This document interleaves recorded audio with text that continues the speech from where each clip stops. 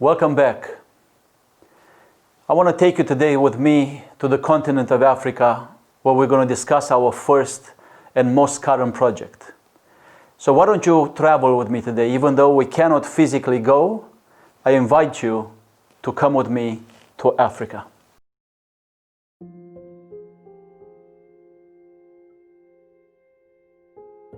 Africa is a magical continent. It has absolutely spectacular landscapes, from Victoria Falls in Zambia to the Kalahari Desert to the Kilimanjaro Mountains, and a lot more sites that you know already. But Africa hides two paradoxes.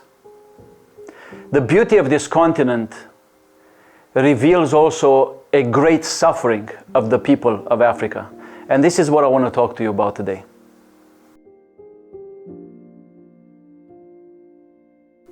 Our major project that we have been following for the past 10 years is in Zambia, a country that has 1 million orphans. Since 2010, we started a project in Zambia of caring for 200 orphans. I want to make something clear before I go any further. I don't believe in orphanages. I don't believe in the institution of orphanages. Orphanages are abusive, exploitative, and manipulative. The way we take care of these orphans in Zambia is that we arrange with the local caretakers in the village to adopt these children into their homes. And we provide food, medical care, schooling sponsorship, clothing, and facilities for them to develop. We established a 40-hectare property in Zambia where we plant gardens, where we have sports facilities for children. We plant fields and orchards, and we raise animals so we can create a self-sustainable property where the children can get fed and cared for without being dependent on donations. We are very close to reaching that level, but it takes a little bit of time to develop all these agricultural projects to become self-sufficient. These 200 orphans are raised into the local families. We don't have dormitories or cafeterias. We do not put boys separate from girls in institutions and in dormitories. We keep them in the villages so they grow up in their own language, in their own culture, in their own society. So these children actually develop as normal human beings inside their own culture.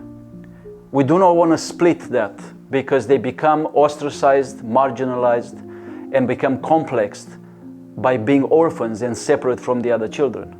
This way, they grow up to become full, happy human beings. We have tremendous fun with these children in Africa. We play, we laugh, we dance, we play sports, and we teach them everything that we can for them to develop into strong leaders of their society. I want to encourage you today to come with me in this travel, in this journey, and to understand how these children actually can change from a traumatic event. Most of these children are orphans because of AIDS. Their parents died of AIDS. The trauma that they suffered by losing both their parents, many of them almost in the same time, is unspeakable, indescribable. Many of these children take 2 to 3 years to start speaking again, and many of them take years to start smiling again. But with great care, with love, with being close to them and showing them that there is hope for their life, these children become amazing human beings. We also teach them skills on our property.